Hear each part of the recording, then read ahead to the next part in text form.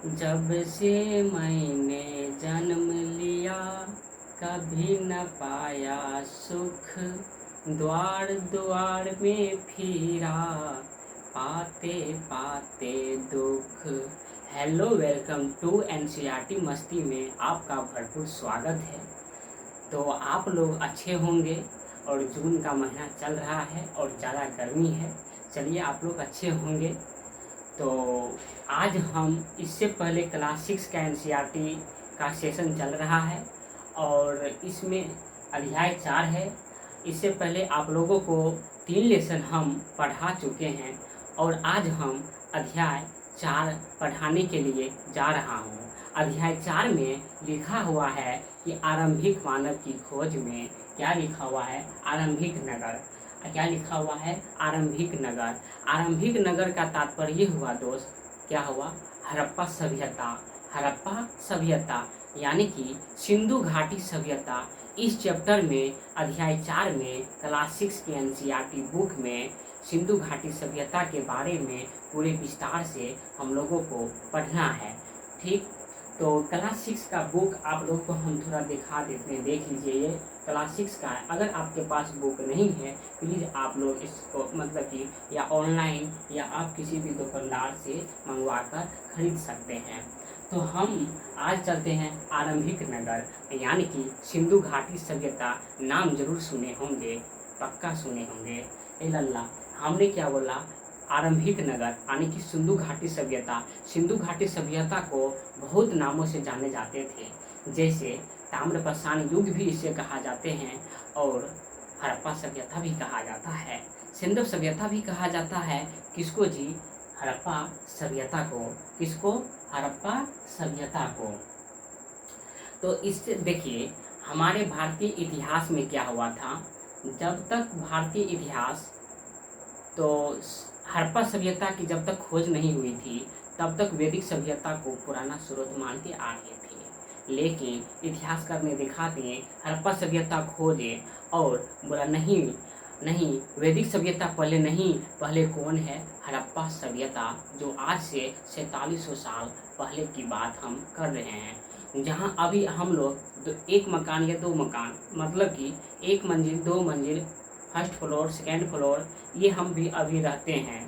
ठीक, अभी भी भारत में अधिकांश मामला में देखा जाए तो भारत में क्या नहीं है, तो 1 या 2 मंजिल का घर नहीं है। लेकिन हमारे हड़प्पा सभ्यता में 1 मंजिल 2 मंजिल घर हुआ करते थे। साथ ही क्या चीज़, साथ ही तो इतना हम ये सब चीज़ के बारे में पढ़ना है, आरंभिक नगर के बारे में।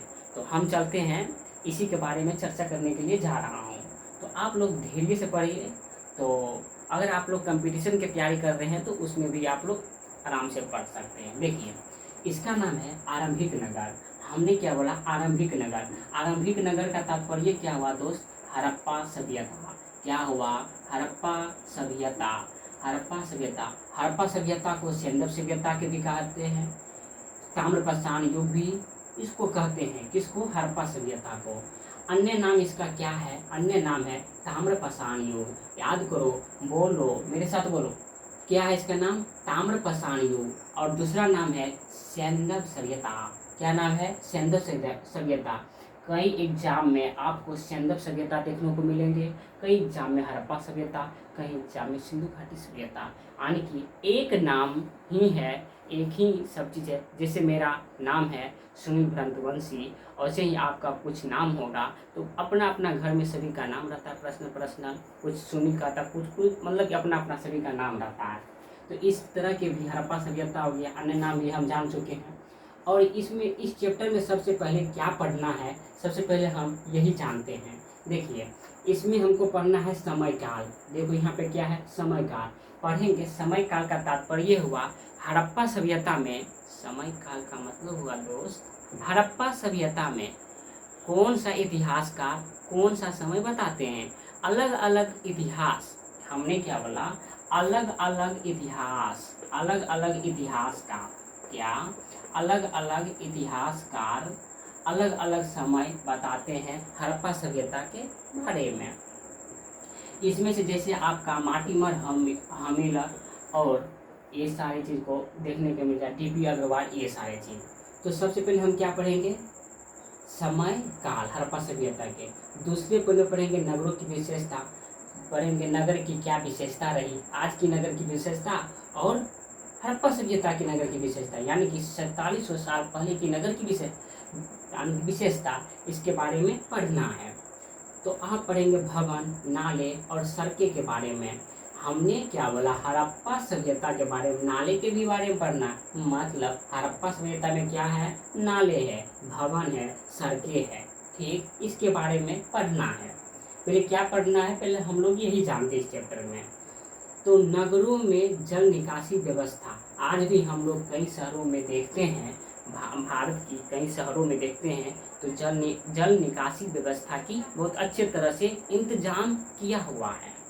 तो इस समय भी देखेंगे हड़प्पा सभ्यता की नगर की विशेषता और नगर और जल निकासी की व्यवस्था। नगर पढ़ेंगे, नए शिल्प पढ़ेंगे, कच्चे माल की खोज में हड़प्पा सभ्यता कच्चे माल के एक स्थान के जगह दूसरे स्थान कैसे जाते थे, अभी भी जाते हैं, वर्तमान में भी जाते हैं, इसकी हम तुलना कर बनाएंगे। और मोहनजोदड़ो की स्नान घर के बारे में, मोहनजोदड़ो जी की हड़प्पा सभ्यता का सबसे अच्छा उदाहरण है मोहनजोदड़ो। मोहनजोदड़ो में स्नान घर की विशेषता आपको देखने को मिलती है, ठीक। तो हम जानते हैं समय काल क्या है, समकालीन सभ्यता, समकालीन सभ्यता। और दूसरे पॉइंट पे जानेंगे पतन हड़प्पा सभ्यता का कैसे हुआ, इतना विकसित शहर हड़प्पा सभ्यता का पतन कैसे हुआ, ये हम पूरे विस्तार से जानेंगे। क्या आप लोगों को फैन की आवाज़ आ रहा है, फैन चल रही है इसलिए आपको पूछ रहे हैं।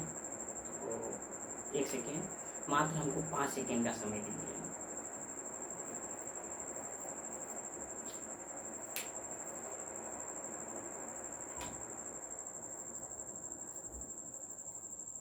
चलिए मैं आ गया हूँ और थोड़ा ठीक।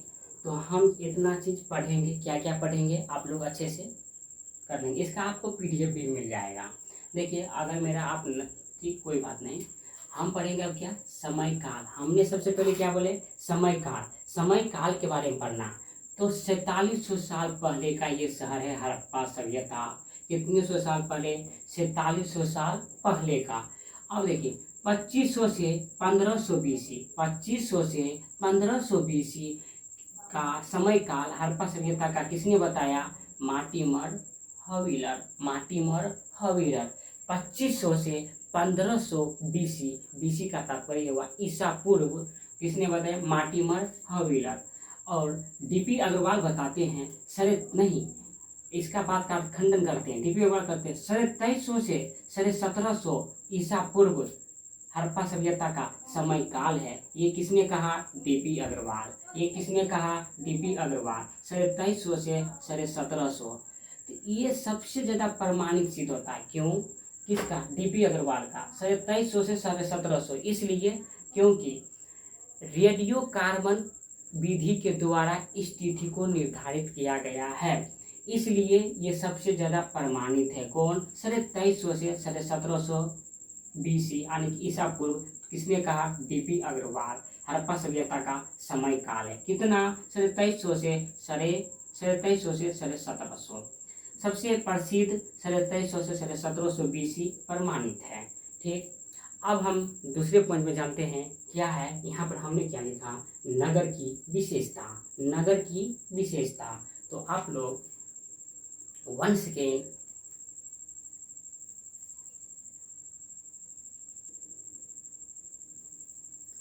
तो हमने जाना दोस्तों क्या, समय काल, हड़प्पा सभ्यता की समय काल।